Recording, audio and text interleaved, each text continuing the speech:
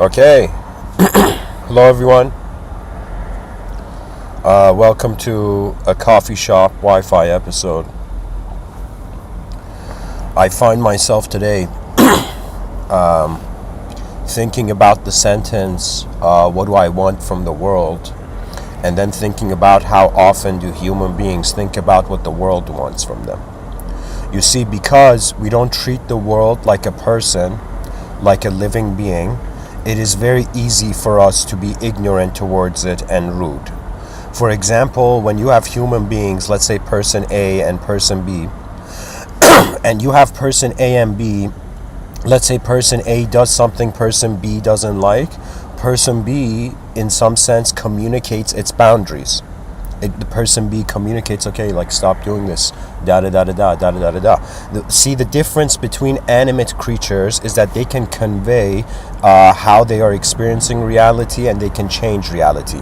But because the world is not a person, because the world is a landscape, it's a place, human beings don't have that much emotions when it comes to places and locations. I mean, sure, if you were, let's say you're 50 years old and you go back to the first house you lived in that's still standing, right?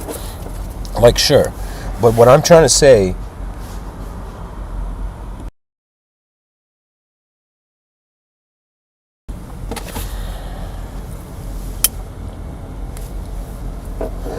is that the world doesn't have a way that it can communicate to us that we understand.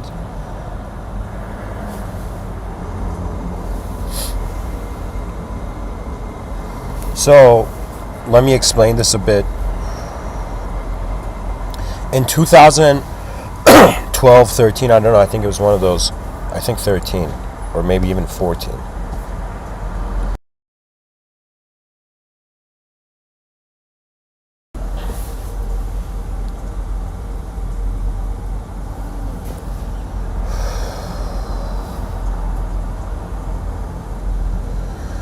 I don't know how to communicate this.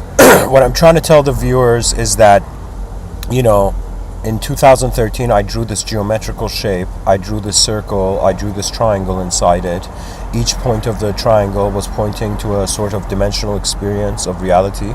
So what it means is that every human consciousness inside the circle of nature is divided between self, world, and others. So really, when we look at life and what is going on here, we discover this trio. There is your relationship of a self to a world,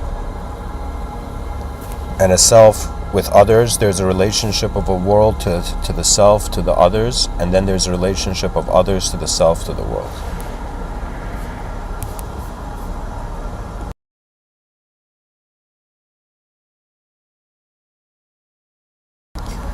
So what I'm trying to get to is that if two human beings, they try to live in a space, they can communicate each other's inner realities.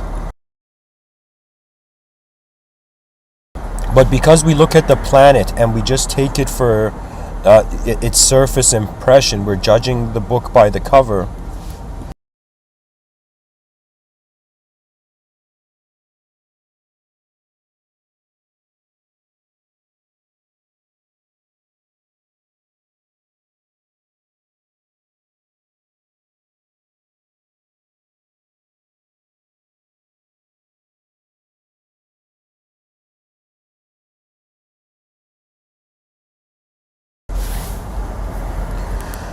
The world doesn't communicate its boundaries to us through language. It communicates it through natural change.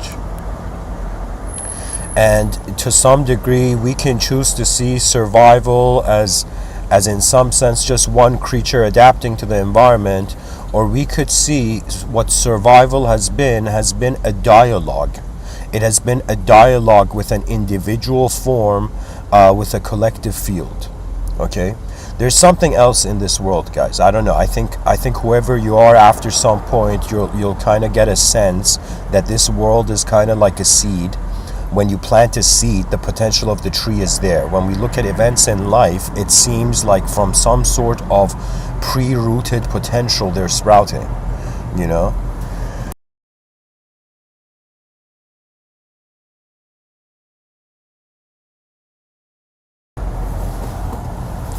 Anyways. What does your world want from you?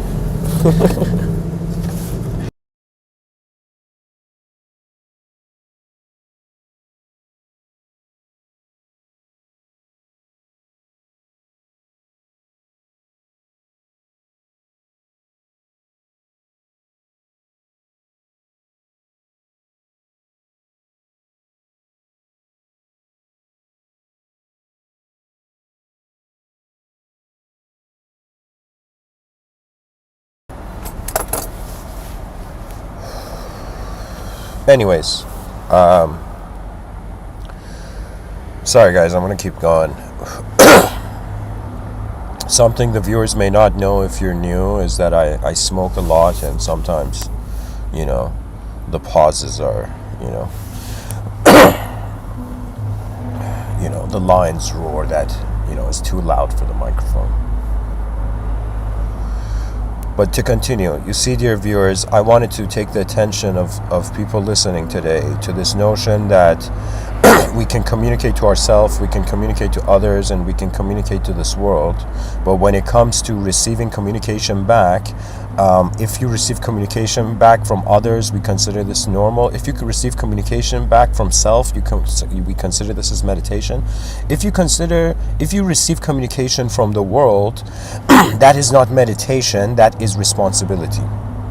Something I didn't realize, but more and more as life is, reaching its fruition, I'm realizing. Like, I'll tell the viewers, today I had one of the most, it was a bit frightening, but it was a bizarre experience, right? Just basic experience. I was in my home and I'm just walking from one room to another, and just midway between the rooms, I just feel like I'm leaving. I just feel like my soul's leaving the lifetime, right? And I remember my head just tilts back and I feel like my attention's lifting, And I got a feeling like, no way, am I gonna exit this world,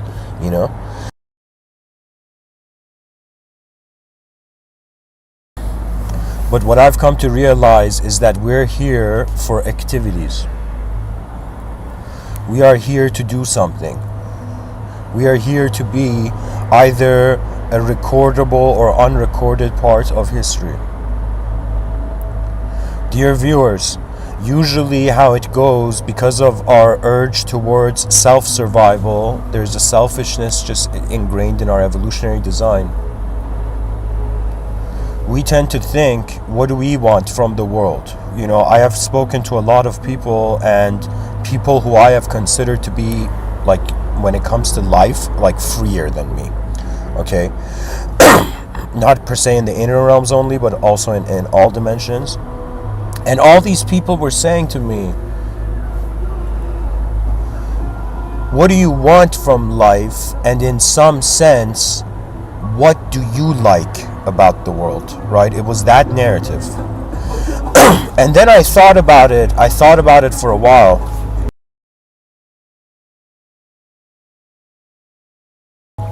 And you know what I realized? I realized I am such a small part of this macrocosm that for something small to want something from something that is bigger than measurement, right? For something small to want something big is the ignorance of the small.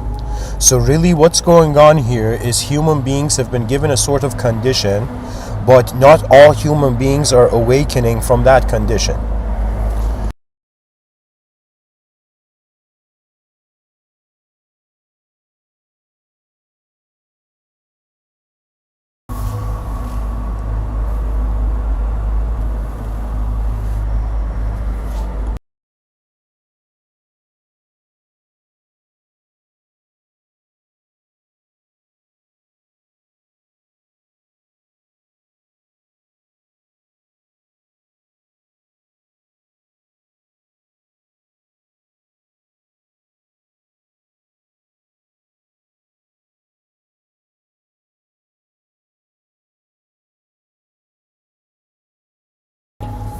Anyways, If you're viewing this live stream, give a shout out in the comment section. Pretty much, I've been trying to articulate, okay, what's the point of human life in a cosmological situation, okay? We're in a world, we're on this giant, massive rock floating in the middle of nowhere. 8 billion creatures trying to live together, each creature starting with their own inner realm, their inner life, and trying to make the world similar to their inner life, right? There was a time where I was observing the different psychology in different entities. I could say something that since childhood psychology has fascinated me. Why? Because it seems to be the main game after physiological survival. Okay, that means, like, imagine you're a physical human being that's like, let's say you're physically perfectly 100% like healthy, you've gone to the gym, you're wearing the finest clothing, all of this, right? And then after that you'd be like, okay, what else though? After mastering the physical game of life, what next, right? And that's the physiological game, and I think that's really where these Mr. Within talks will have a value for viewers. For those people who have experienced the journey in the outer realms and are now being intrigued by what is doing the experiencing.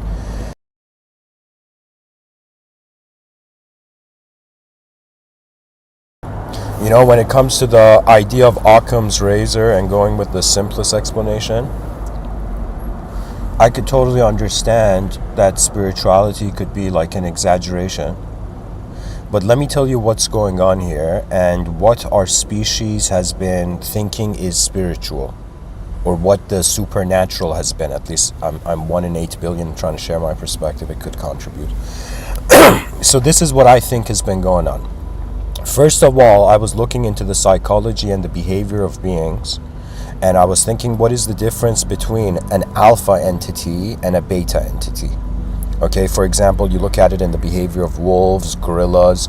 I mean, we cannot ignore we're animals, because even if you're someone who doesn't, you don't entertain evolution, just put your palms on the ground and then you'll suddenly realize like how much animal we are, right? So when you look at animal psychology, I have wondered and I have asked myself, what is the difference? What is the difference between those in let's say animal groups that in some sense become top of the hierarchy, and those who end up being the bottom of the hierarchy?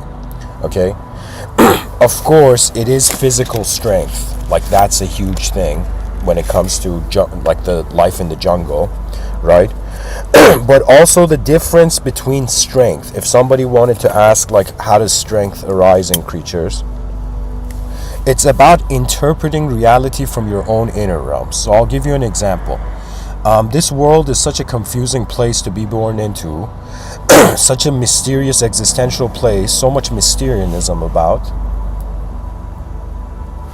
And so we human beings retaliated against the absurd, the meaningless, the bizarre, and the unknown. What I'm trying to say is that what I have found to be the difference between those people who I think nature selects them as leaders and those who are not is simply, or those who are in the alpha position compared to the other positions, is because they have the strength to move their inner realm in the world. Most people want the outer realm to move their inner realm. When I was a child, holy shit, I wanted the outer realms to move my inner realm. I wanted people to do something that in some sense the world had created me to do. You see, and one of the most profound and beautiful moments in life when you claim your birthright. It is one of the most incredible feelings because it is an evolutionary journey. And when I say birthright, I mean not just the birthright of your culture, not just the theatrics. I mean the birthright of an evolutionary being to activate its advanced ability as the greatest potential of its species. Why are we here? We are here to realize that we have our own worlds, but all of our worlds are in one world. And so it is in some sense very similar to how bees go to different flowers, extract the nectar, bring it back to the beehive. We human beings are already outside of the beehive. We are each in our own world, and from our own worlds we must find the treasures and secrets within, and then journey and pilgrimage into the outer realms, and in some sense pull out the advanced civilization, from the inefficiency and ignorance of a world that had forgotten its greatness. We have to command mankind's advancement. Why? Because he will wait till the end of time. Oh man, bless all those human beings on this planet who knew when not to wait.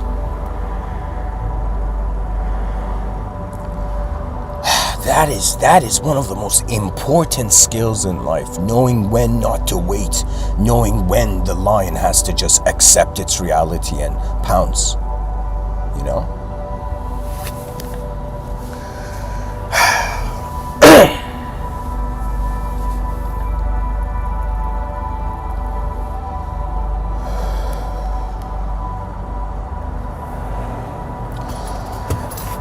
Before starting this episode, I looked up the concept of power, and I knew that this topic would lead to the idea of power.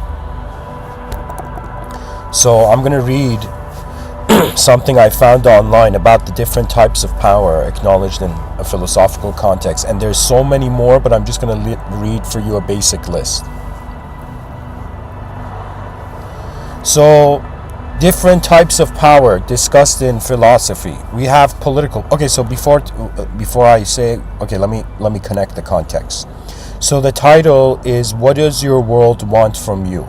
Okay, when a child is born in this world, what the world wants is to sculpt the child to itself. I realize this not just as a child born in a theocratical society and having the privilege to see different cultures, and like afterwards going to Canada and having the privilege to see different cultures and different ways, but you know what I realized? All the isms of mankind, racism, sexism, idealism, all of these isms is because human beings want to stay inside the familiar. And because accepting change means we have to shift our context of identity. So it has been way easier for people on this world to change others than change themselves. But what maturity says, as the poet Rumi 700 years ago wrote, he said, when I was younger, I wanted to change the world. Now that I'm older, I change myself. Right? So that's the realization, because there are scales at work. Like the scale of power in the outer realms is very different. And there's different kinds of power, which I'm going to read for the people. So when it comes to different types of power, so I'm saying, what does your world want from you? And you might be like a very benevolent, pure, innocent, honest soul who wants to do good here, but you have to realize that the world, you are born not inside just a physical world, you're born also inside a world that has had a long lineage of subjectively coordinating the meaning of the outer realms. So what it is that we have not just been born on earth, we have been born in the mind of human history and evolution. So this means that the individual is not just under the influence, like sure, you could have free will, but if you're locked in a room, like what extent is that free will free really, right? So that's what I'm trying to tell people, that when we're wondering about our relationship with our world, pretty much it's a request game. And because the child is born in the world being so innocent and a non-ideological entity, it doesn't have expectations from the world. It just trusts that the world is like a good place. But then the child begins to see, wait a minute, even though the world appears like a good place, it has in some sense value fighting. So people are fighting over values in every situation, in every paradigm of life. Even if it's little kids in a classroom, like imagine in primary school, fighting over toys, or whether it's like billionaires and trillionaires fighting over economical power and market share. Do you see what I'm saying? Human beings are constantly engaged in games where they hold a value, and then life changes the value, and then the meaning of their life is to either reclaim that value or discover that value or invent a value. Everything in this world and life is really relevant to how values are changing. So when it comes to psychological experience, it's the value you have of your context that changes. I'll give you an example. So right now, if I wake up in the morning and I say to myself, it's going to be an incredible day, I'm going to do some incredible things today. If I have that view, I am setting a different value to the context of my moment. The concept is not relevant yet. You know, I haven't lived the day. Imagine you woke up in the morning, you haven't lived the day yet, but yet you set the context where you begin your work. This is the difference between master craftsmen and sculptors, right? Like if you go and see, like I'm someone who I love craftsmanship. So for me, I would check out these Japanese ceramic masters, right?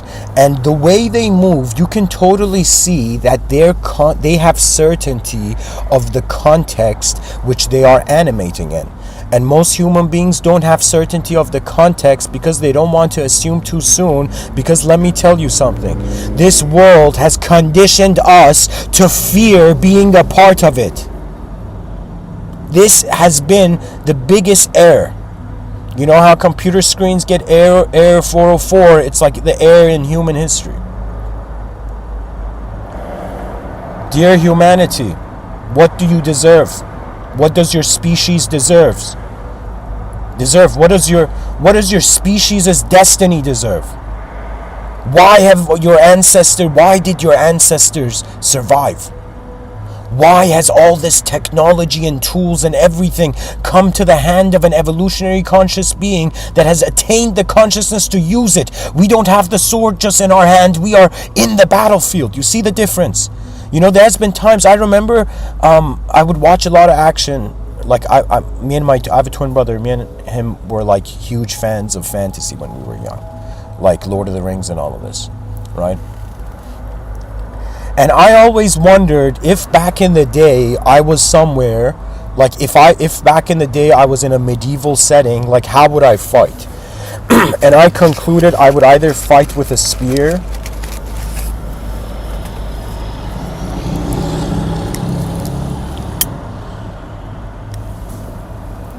and like a small sword, or probably like a sword and an arrow and be an archer from a distance. But what I'm trying to tell you is that I try to get my mind to simulate the experience of being in a battle setting, and then you know what I realized in my inner realms? I realized that's when the animal instincts take over. When animal instincts take over, what tends to happen is unconscious animalism. Okay, so I'll give you an example. Imagine a human being is walking in the forest, a wild animal jumps on the human being is fighting the wild animal. The human being can't communicate with the wild animal, but the human being can like physically fight the animal. In physically fighting the animal has an advantage because its intensity manifestation is way more than the human being.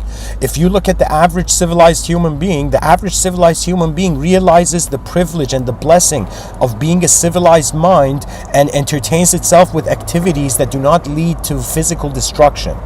Okay? Physical self-destruction in regards to addictions and whatnot, that's a different issue, but we're not living in a perfect world, but we have an ability to have to the best of our ability, a perfect approach. What I'm trying to say is there's dormant instinctual power in the civilized human being. If this instinctual power is released, the human being is going to unconsciously handle it rather than consciously handle it. So imagine like a UFC fighter who's been in the ring like 100 times, and imagine somebody who's never been in a fight. Right? The person who's never been in a fight is just force without calculation. But the person who's been in the experience multiple times, it becomes calculation, then action. Right? And as Sun Tzu says in The Art of War, don't go into a battle where you haven't won from the beginning. That means you have to see your victory before you step in the ring. So, all of this is for me to say that power is what the world wants from the individual before the individual is an idea to know what it can want or what the world even wants. Right? So what it is there's different types of power, and just like we have different forces, for example, we have electromagnetic, electromagnetism, gravitational force, strong nuclear, weak nuclear forces, right? Like these four major forces in science. When it comes to the human-made, or not human-made per se, but let's say forces that influence the human being. You see, it's not just what nature wants from man, it's what the human being wants from the human being.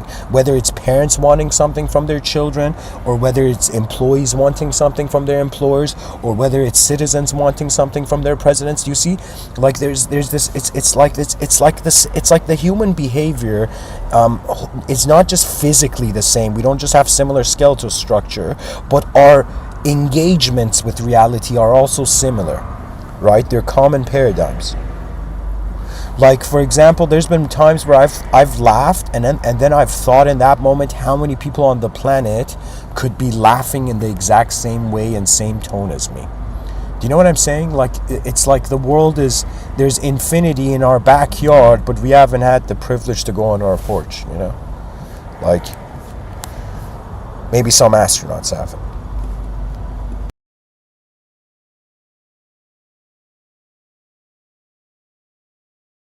What consciousness is, it seems to be a system that is excited to use space. For me, you know what it is? It's like you have light and dark, and you have consciousness and space. And consciousness, in accordance to the contrast of the space it takes its shape of being in, you know? So anyways, the types of power, I'm going to read something from online here. There are many other types of power that have been discussed in philosophy, and different philosophers may have different ways of categorizing or understanding them. Some additional types of power that have been discussed include excuse me, I'll just read this. It says, not the additional, the beginning. It says the political power. So political power, the ability to make decisions that affect a group of people, often exercised by governments and rulers. So, dear viewers, I'm a person who I am giving as many talks as it's going to take, which I think, I mean, the cap is 10, like, the limit is 10,000, but I'm here to try to be an influential force in constantly like pressing this button that's not working. These Mr. Within talks are me just like clicking this button called wake up the species to the advanced civilization, and every time I give these talks I'm clicking on this button. It's like, when's it gonna work? When's it gonna work? Maybe after the 10,000th time. Do you know? But what it is that I'm saying we've reached that moment in history where enough human beings have enough consciousness to be like, all right, let's be advanced human beings. Now, as advanced human beings, it's important to be aware. Like, this is how I defined an advanced communicator and an advanced civilization. An advanced communicator is is a being that is advanced, is advancing all dimensions of its communication. When it comes to an advanced civilization, all dimensions of civilization are advancing. So when it comes to a human being, I am like, what kind of human being is that human being that's advancing in all dimensions? So in order to understand the dimensions that influence you, or the dimensions that contain you, it's important to realize what sorts of forces are acting upon us. Like most people, like they study science and they realize gravity, and they're like, how neat. Gravity's acting upon, you know, it's like it's like I haven't broken my past phones, gravity broke my phones, you know. Thanks, science. You know, you create something, you give me something, and then gravity takes it away. I'm joking. But what I'm saying, it's important to notice what's influencing you and what forces are acting upon you. Political power, I read it. It's when there's an ability. It's pretty much how is the political system influencing you. There's economic power, the ability to control resources and production, often exercised by businesses and corporations. Exactly. So in some sense, what part of our life has become an economical dimension? What part of it is a political dimension? We're inside a political system. We're not just a creature in a in a room. We are a conscious entity inside the history of multiple systems happening simultaneously. We have opened our eyes in the performance of an infinite multidimensional systemology. Nature has noticed its own complexity from its simple macrocosmic state. So there's 1, political power, 2, economic power, 3, social power, the ability to influence the actions and beliefs of others, often exercised through social connections and networks. You know what's funny? This is something that is so outside of a person's control that to have, I don't know how to say it, but to have social power is to, in some sense, being responsible for massive karmic movements. Okay? Like, for example, something that broke my heart, I even fell for it when I was young, right? Like, when I was young, I had posters. I had like maybe 2 posters on my wall. I was born in 91. Before changing desktop wallpapers, we would actually try to change like our room's wallpaper, And so I had this giant picture, poster of this dragon, this light blue dragon, and I had this Prince of Persia, the third game's like poster, the character, right? And also the Warrior Within one, right? That game was a defining, moment of my childhood, I think the creators at Ubisoft were like, how do we make a game where every person in the country of Iran would want to play it?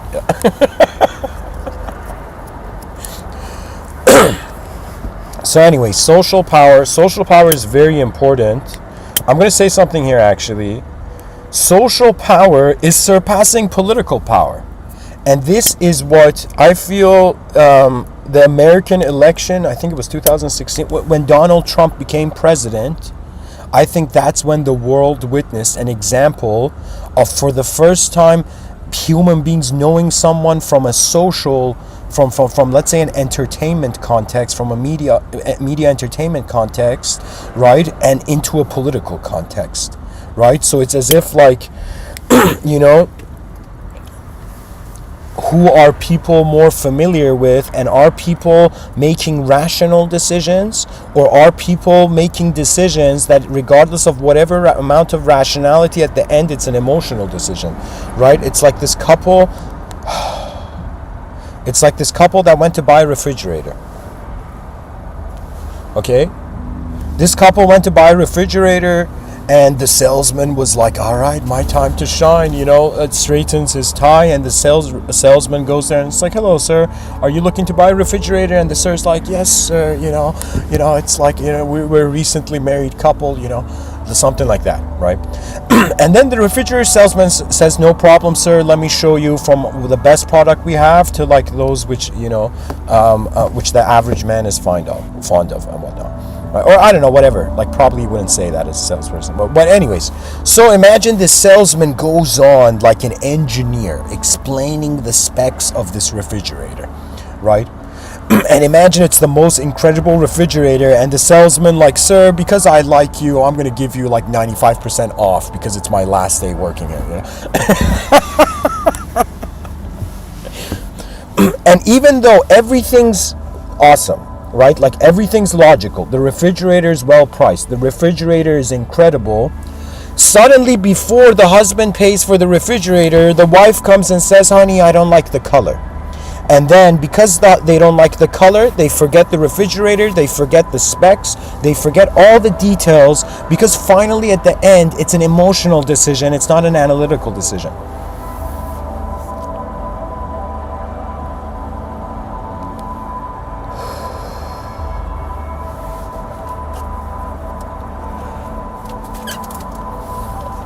So the refrigerator salesman did his job. He was like if he was a political candidate, like he shared his great strategies, vision, and da da da. But eventually, the decision was based on how the person feels. Like we see this in childhood. What's the most important thing, right? Like the parents, more than like they're concerned about what the child is doing, they're concerned about how the child feels about what it's doing. You know? So we're living in a civilization where people are emotionally deciding, but we need an incredible level of analysis to actually survive. And my conclusion, my prediction is that AI is going to fill out the analysis part.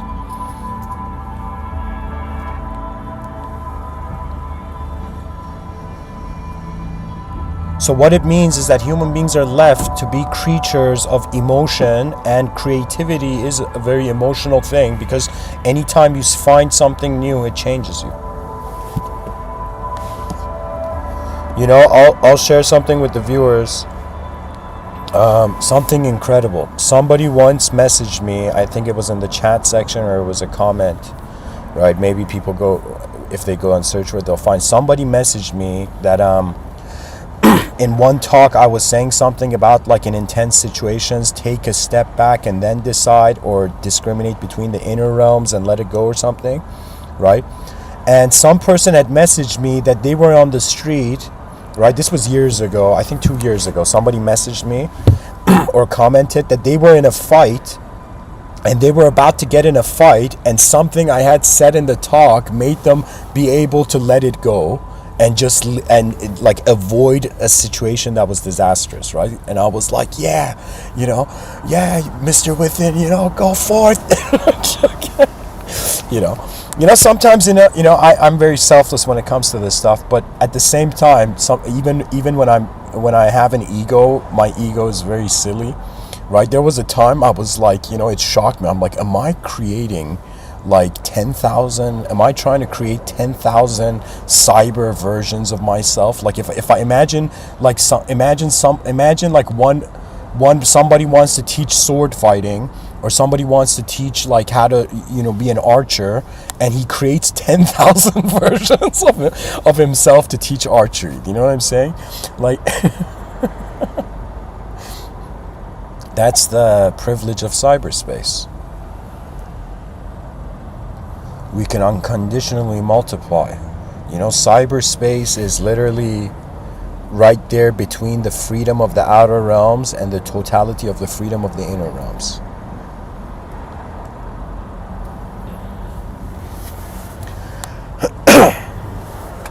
Eventually, it's all human behavior, guys.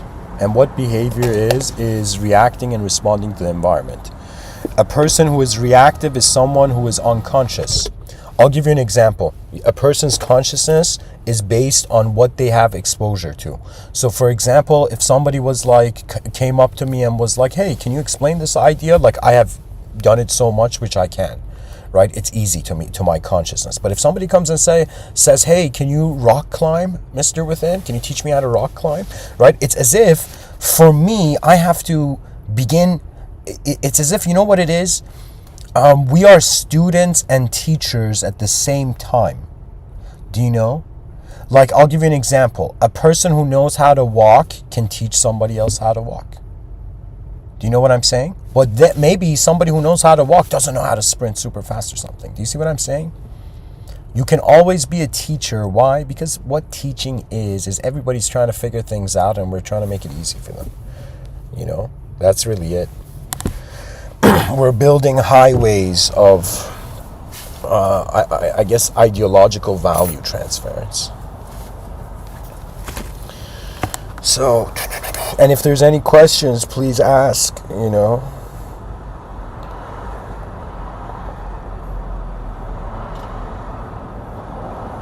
right.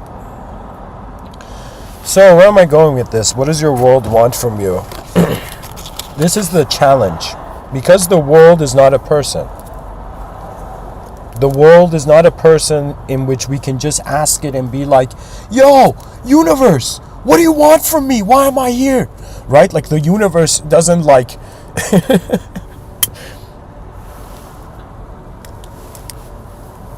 It's like mankind can hear the laughter and the weeping, can hear the laughter of the gods, but he cannot know why they are laughing, you know?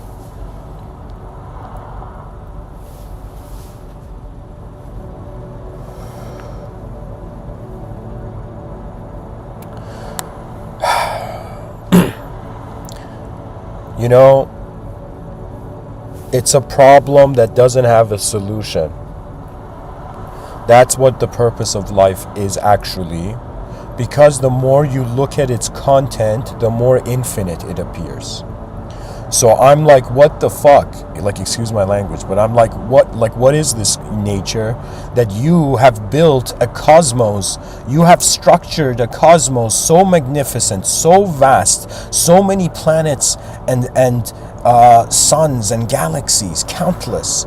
Yet, human being has just the privilege to just see the tiny part of this cosmic expanse. Like, the world is so big that if it had a creator, I don't think it's created for us. I don't think we are the main actors of this massive universal stage. The person's like, I thought I was going to give a TED talk, but why is the stage as big as a football stadium? Do you know what I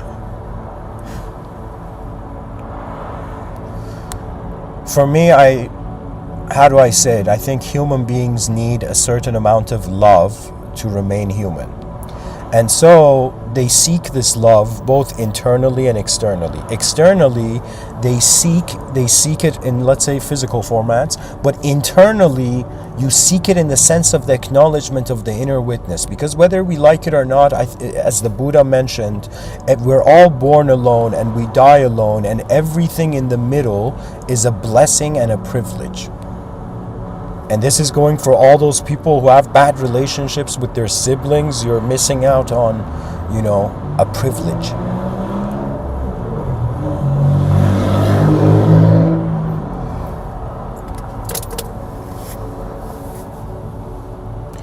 If this cat in this photo could talk, like, it would totally be like my cat in the future.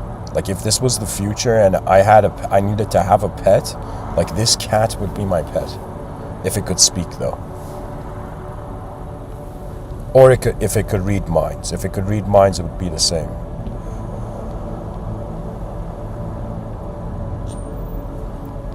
But anyways, what am I saying? Cuteness is cuteness a distraction? Who knows? Anyways,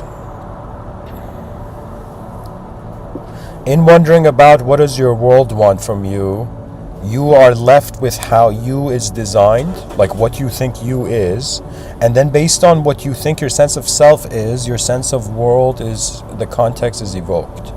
So, there's been times where, I've been confident. Why? Because I felt like I had to do something, Like, imagine you're thirsty, and you want to go get a glass of water, right?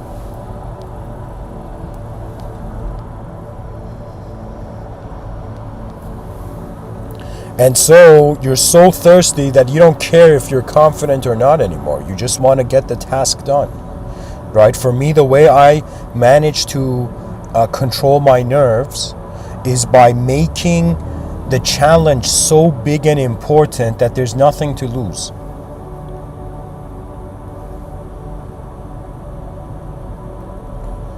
There was a time, this is probably something people shouldn't take seriously. It's egotistical talk, what I'm going to say now.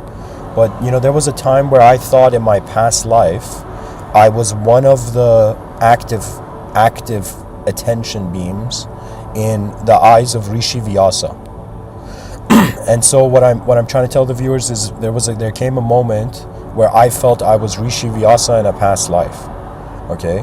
But then the reason I thought that was because I thought, am I repeating a similar algorithm as somebody else who in history has done it before? And Rishi Vyasa was this person that before civilization, he was so conscious that before civilization, events happened in civilization, he had already written 18 books on leaves on how to deal. That means imagine some beings, like you can't even call them old souls anymore because they're so old you think they're from the future. Do you know? And the old soul is not here for a physical life mission. You see, this is the difference. The moment multidimensionality comes, the question comes, what percentage of what you are in the moment is an object? What percentage of what you are in the moment is a subject? And as the ancient mystics knew, what percentage of the moment is an unknown attributeless witness that can be aware of the object-subject synchronization at the same time?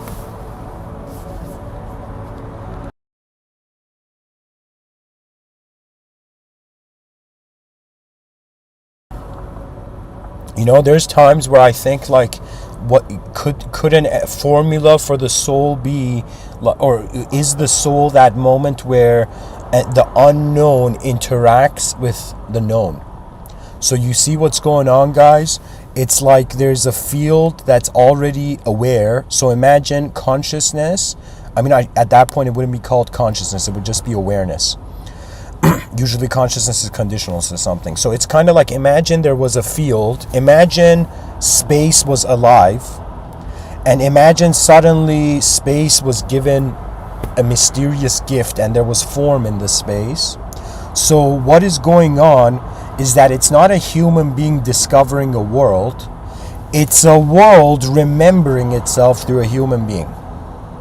It's a field of intelligence going through as many individual incarnations it needs until the species awakens, that it realizes it's actually behaving like one being.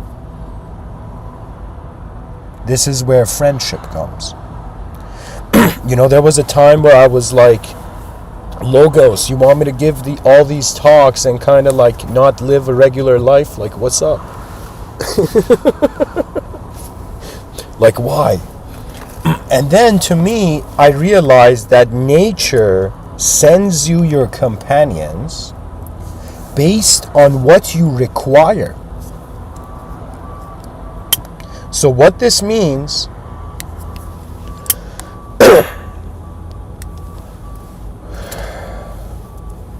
is that nature knows how to move itself before we own a part of it as the free will. There's actually nothing to fear here, because fear is taking us to nothing. The paralysis that fear creates makes you feel like nothing, and the fear of death is taking you to nothing. Fear is important for a physical survival, but when it comes to psychological survival, like, it's important to acknowledge the information that fear gives, but at the same time, at what speed does the freedom of our lives want to be?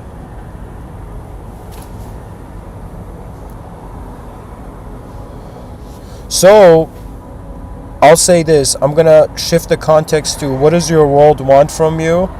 I'm going to speak to all those people who entertain a shamanic archetype, a mystical archetype. If your spirituality is non-ideological, I guess you can be a part of this too. But what I want to say is, you see, guys, imagine they ask someone, what do you want from the world? And the person's like, I want like the most incredible health, right? And imagine, or the person says, I want the most incredible food, right? And so imagine, like a genie, the universe gives the person the most incredible food. Now the person's ate the food, stomach full, ultimate desire satisfied. What now? So this is what I'm trying to tell all those desire-bound entities in this realm. There's many of you, you know, and it's pretty much everybody, until you notice that there's something more than just desiring unconsciously something that you can consciously create. We're not just here to live in a world. We're here to create, maintain, and destroy the world.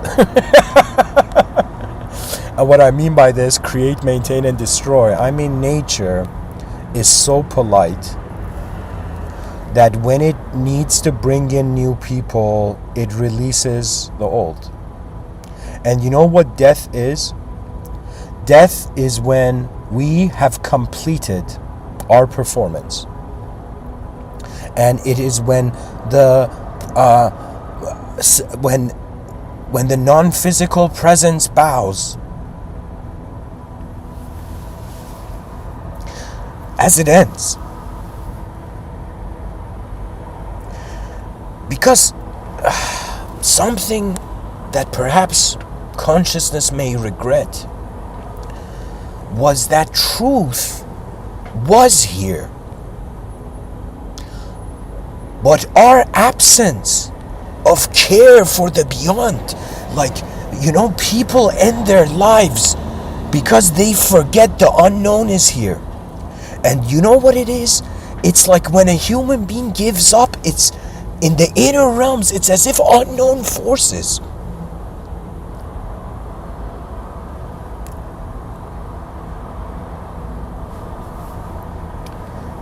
trying to grab you from a fall that never belonged to you. You see, there is cosmic justice. The world sees itself before we could see it.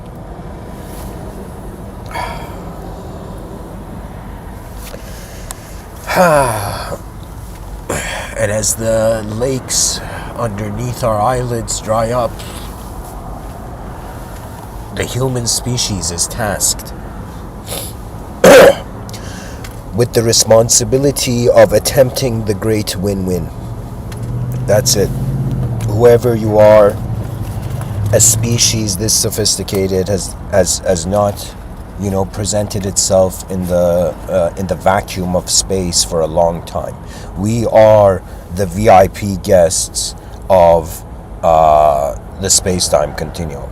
And as the VIP guests, we should appreciate what nature has given us. When I look at birds and squirrels, they are not VIP guests. They are like, those people still waiting outside the line to get into the club,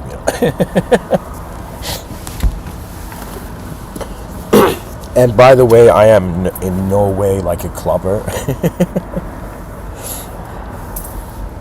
Even if a baby seal was attacking me, I probably wouldn't club it,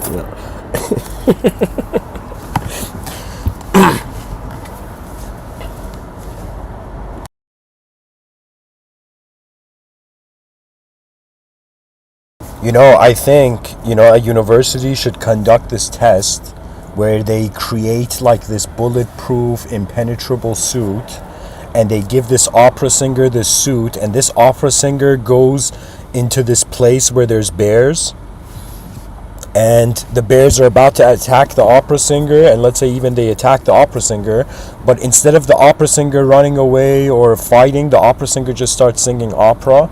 And it's like to see if a higher dimensional technology can mesmerize lesser dimensional entities. And advanced humanity means we're seeking advancement in all dimensions. The nature of the world is divided between chaos and order. When I say an advanced civilization, the concept of the advanced communicators, the archetype of the advanced humanity, the advanced human being, it surpasses good and evil. So what Mr. Within is doing is saying, all right, good and evil, all right, heaven and hell, you two have been at fight. Good and evil, morality, this dualism has been at war.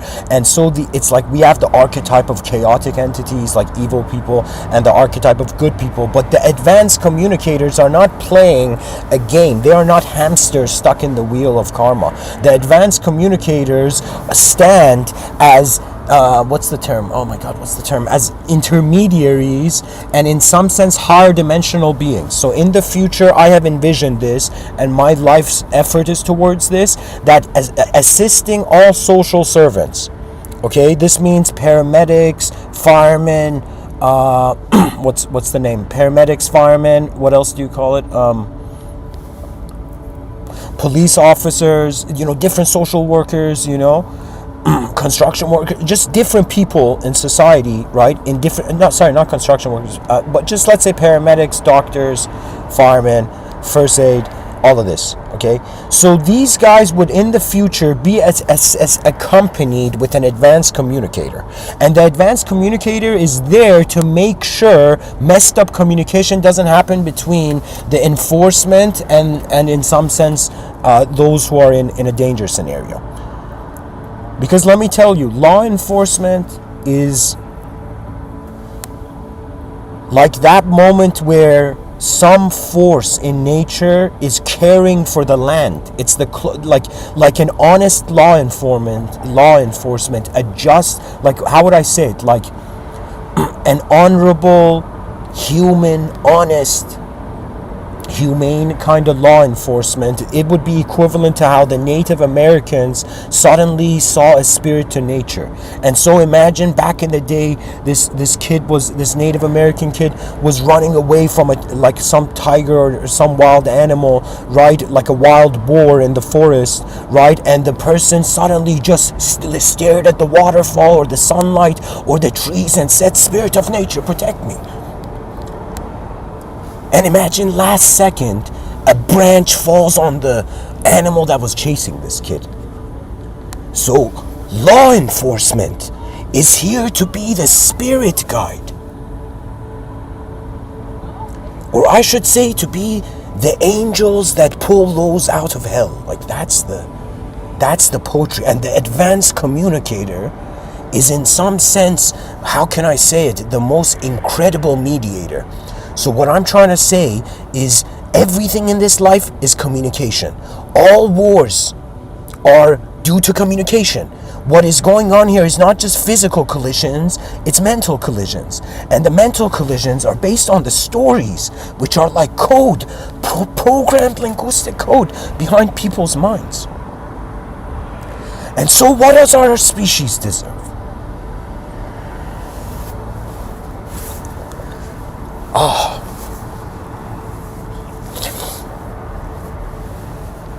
Sometimes I feel like, from a religious context, God knows how great man is. Man has to just remember. We are way beyond our ideologies. The human experience can express and have a sort of compassion and benevolence that surpasses all sort of ideological systems. Why? Because the life is beyond language. Language is just how we clothe the glow of the candle, you know.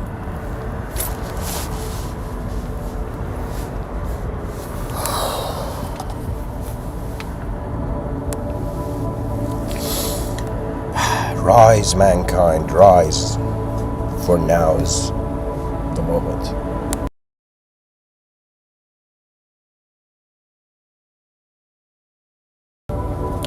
You know, a person can get caught with unjustified devotion. And what it means is that devotion is very important in human psychology. Even if you're someone who, in many dimensions of life, you have succeeded, you're going to realize that the human intelligence is designed to give devotion and receive devotion, to subjectively keep itself alive. The advanced communicators are how, in the darkest hour,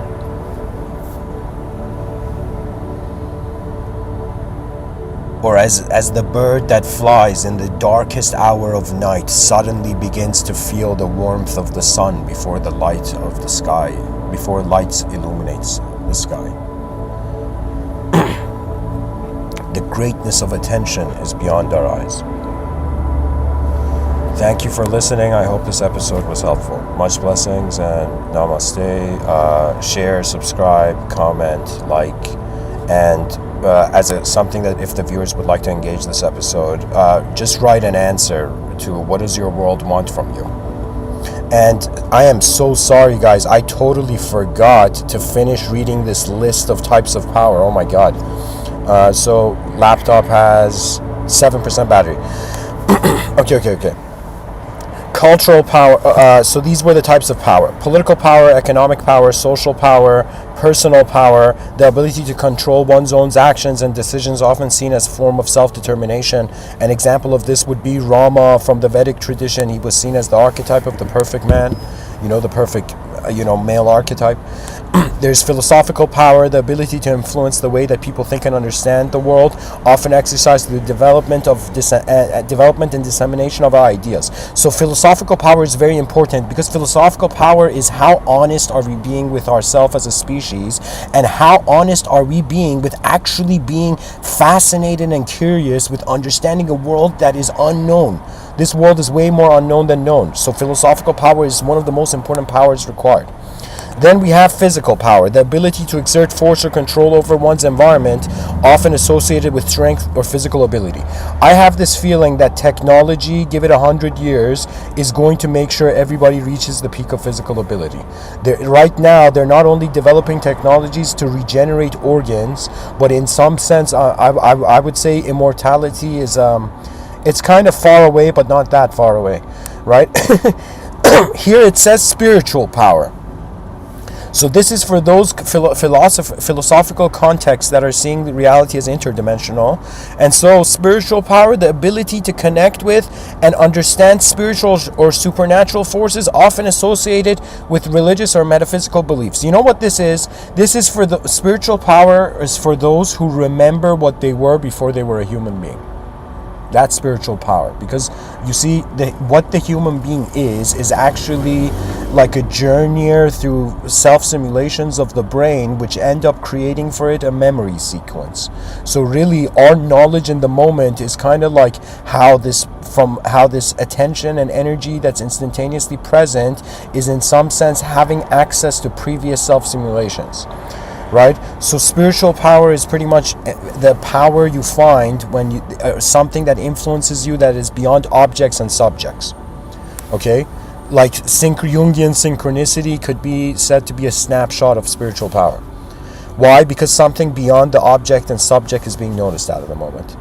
Other types of power, cultural power, the ability to shape or influence cultural practices, values, and beliefs. So a lot of celebrities they are stars, but they are stars in this kind of sky, in the sky of cultural power, right? And celebrities are very important, and I am waiting to see when all the celebrities on this planet are going to endorse the advanced civilization that Mr.Within is trying to, get going here. So if anybody has cultural power, there's strength in numbers. Assist, your local efforts towards building an advanced civilization. Your cyber local.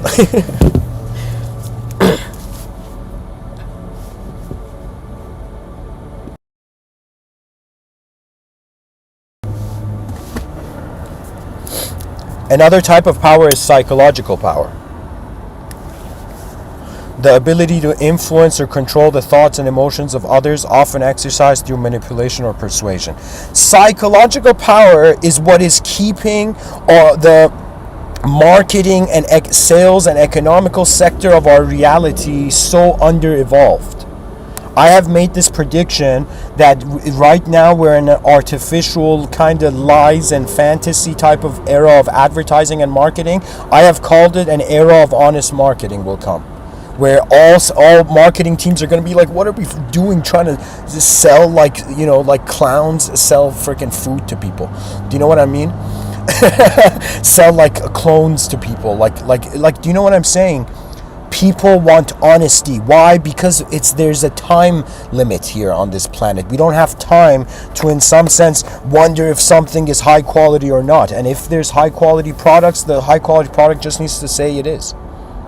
This is why somebody had said, I think it was Elon Musk, where they say in Japan they don't spend a lot of money on marketing. They spend a lot of money in enhancing the quality of the product, which enriches the people's lives. And also, you don't have to spend money for marketing because it's a legit product now.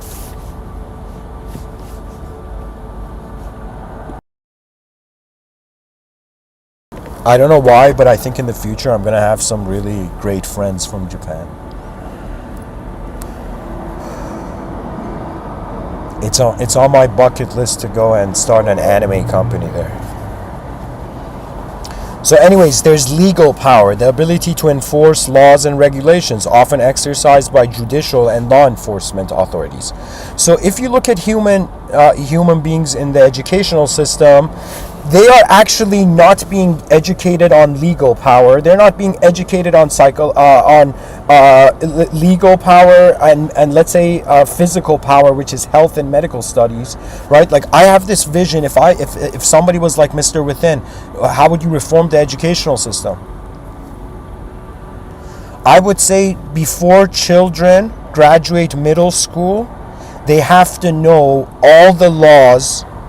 Like they should have like a PhD in politics and let's say medical studies. They should have that much knowledge, and so much critical thinking and brainstorming and problem solving must be given to the child, right? Because the worst thing we've been doing is that we've been acting like we've been educating the children on the planet, but throwing him again into an unknown world, right?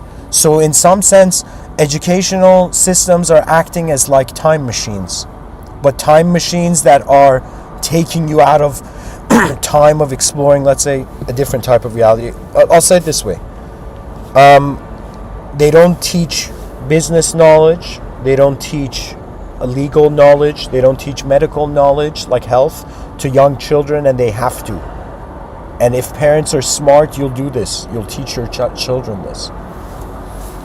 Because the most important thing is to understand systems, and we are a system, and we are inside many systems. I don't know if the creator of the cosmos liked Russian dolls or onions, but it's like systems inside systems inside systems, right? We look inside the particles of a tree and we find subatomic particles in there, like another system of geometrical movement and activities going on. So it's as if worlds are hiding worlds, or worlds are inside worlds. And it says physical strength, the ability to exert force. So when it comes, for example, to law enforcement, they have legal power and physical strength, right? Like physical power. When I say an advanced communicator should assist every social person, that the advanced communicator is the psychological power, is the person who's there like, hey, you're both in your inner realms, relax, let's see what the logical sequence of steps and series of steps is, right? So in the future, there's going to be an advanced communicator which would be equivalent to a sort of incredibly benevolent, selfless psychologist. And the idea is the more angles we could look at something, the more we know about it. And the issue with conflict is that people get into fights without knowing more about each other. And a lot of relationships break up without people knowing more about each other.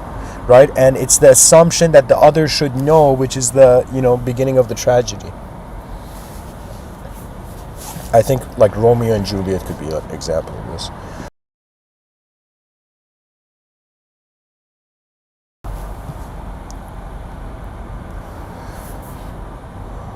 And then there's, for example, military power. When nations, look at each other, it's like that's the type of power. So power is force. So I mean, it makes sense to be like, okay, there's stuff in space, forces are moving the stuff, and it could be that space is how the forces are moving the stuff. Different theories are presented here. And so ultimately, the human being is a player in a video game. In the video game, there's areas you can walk into and areas you can't. And so the most important thing for children is that even though your outer realms is not designed, it's not an advanced civilization in the outer realms, but you must begin acting as if it is. Some people have said, this incredible YouTuber, maybe one day I'll interview him.